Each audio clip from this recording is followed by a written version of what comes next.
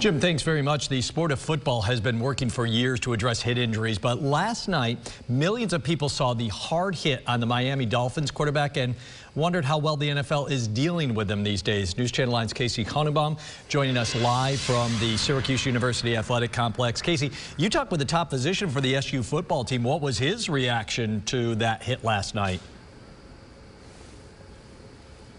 Well, guys, what you saw last night in that Dolphins-Bengals game was really a reminder of how dangerous the sport of football really is, especially when it comes to head, neck, and spine injuries. And obviously, there's a lot of protocols that we have in place to protect players. But when it comes to a sport as physical as the one is, as football is, you know, it can be hard to control.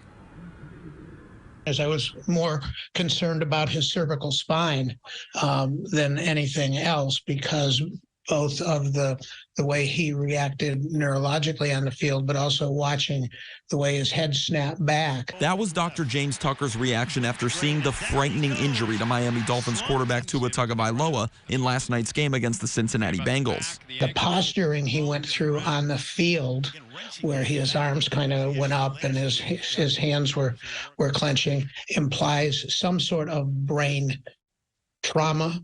As the head physician for the Syracuse football team, he's seen plenty of similar injuries. That posturing is called a fencing response, and it happens after the brain is somewhat stunned. It certainly raises the question of, was there more going on 8 days ago than was recognized or treated? Anytime an injury like this occurs, it gains plenty of traction on social media, especially as Tua had suffered what seemed to be an injury surrounding his head, neck, and spine just a few days prior, and then returned to the game. We know that if somebody's concussed and they go back too soon, they're more likely to be reconcussed or to extend the concussion or to have worse neurologic symptoms with less impact. As much as we've learned, as much attention as we've given to concussions in the past decade and a half, there's still more out there than we know.